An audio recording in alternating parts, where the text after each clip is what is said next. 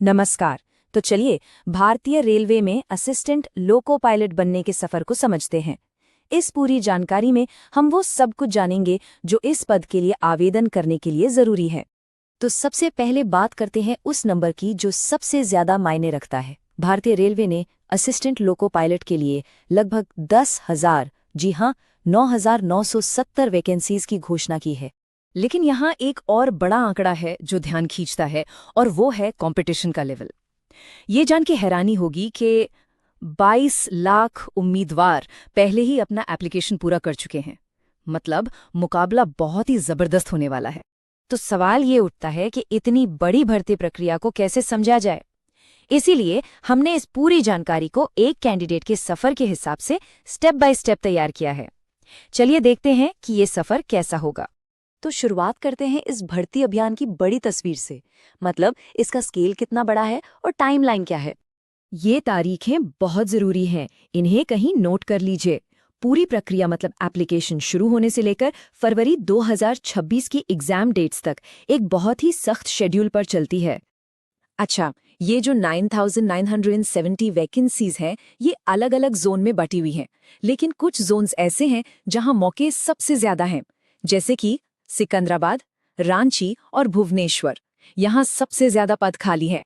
अब बात करते हैं इस पद की, असिस्टेंट लोको पायलट। ये कोई मामूली पोस्ट नहीं है। 7वें सीपीसी में लेवल 2 का पद है, जिसकी सैलरी भी अच्छी है। और हाँ, A1 मेडिकल स्टैंडर्ड की जरूरत होती है, क्योंकि रेलवे ऑपरेशन की सुरक्षा का सवाल है। ठीक है, तो आगे बढ़ने से पहले सबसे जरूरी सवाल, क्या कोई कैंडिडेट इसके लिए एलिजिबल है? चलिए अब उस पहली शर्त पर नजर डालते हैं जिसे हर आवेदक को पूरा करना ही होगा। देखिए, क्राइटेरिया बहुत साफ है। बस 2 मुख्य चीजों पर ध्यान देना है, उम्र और पढ़ाई लिखाई, यानी एजुकेशनल क्वालिफिकेशन। तो अगर कोई एलिजिबल है तो अगला स्टेप क्या होगा? जाहिर है, ऑनलाइन एप्लीकेशन। चलिए इसका पूरा प्रोसेस समझते हैं। ये पूरा का पूरा प्रोसेस ऑनलाइन है। इसमें 6 मेन स्टेप्स हैं।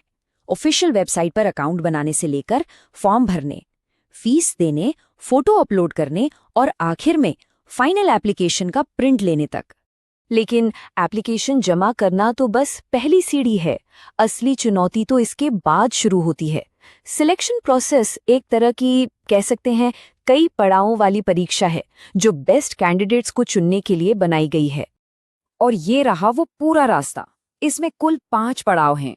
पहले 2 कंप्यूटर बेस्ड टेस्ट, फिर एक खास एप्टीट्यूड टेस्ट, उसके बाद डॉक्यूमेंट वेरिफिकेशन और सबसे आखिर में मेडिकल एग्जाम।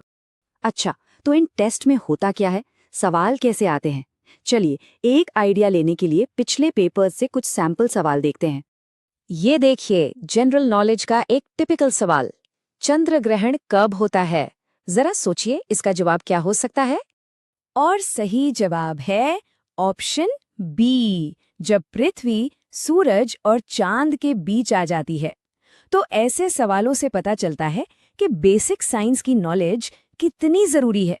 अब देखते हैं एक रीजनिंग का सवाल। यहाँ एक ही डाइस के अलग अलग व्यूज दिए गए हैं। सवाल ये है कि 3 के ऑपोजिट, मतलब ठीक उल्टी तरफ कौन सा नंबर होगा। इसे सॉल्व करने का एक तरीका है। अगर हम इन 2 तस्वीरों को ध्यान से देखें तो हमें पता चलता है कि 2 और 6 के बगल में कौन कौन से नंबर हैं, और यही हमें सही जवाब तक पहुंचने में मदद करेगा। तो लॉजिक लगाकर जो नंबर बगल में हैं उन्हें हटाने के बाद जवाब मिलता है 4, मतलब 3 के ऑपोजिट 4 है। तो इन सवालों से एक बात तो साफ है, तैयारी के बिना काम नहीं चलेगा। तो फिर सवाल ये है कि तैयारी के लिए सबसे अच्छे रिसोर्स कौन से हैं? यहाँ एक बहुत ही जरूरी सलाह है।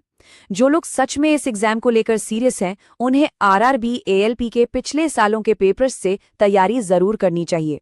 ये एक बहुत ही कारगर स्ट्रैटेजी है। तो कुल मिला के एक अच्छी तैयारी के लिए कुछ चीजें बहुत जरूरी हैं। ऑफिशियल सिलेबस, पिछले साल के पेपर्स, और हाँ, जीके और रीजनिंग के लिए मॉक टेस्ट। करंट अफेयर्स को भी नहीं भूलना है। तो ये सफर आसान नहीं है। सोचिए, 22 लाख आवेदकों के एक विशाल समंदर में से सिर्फ करीब 10,000 लोगों को असिस्टेंट लोको पायलट बनने का मौका मिलेगा। हमने इस पूरी भर्ती का रोड मैप तो सामने रख दिया है। अब सोचने वाली बात यह है कि इस रास्ते पर पहला कदम क्या होगा।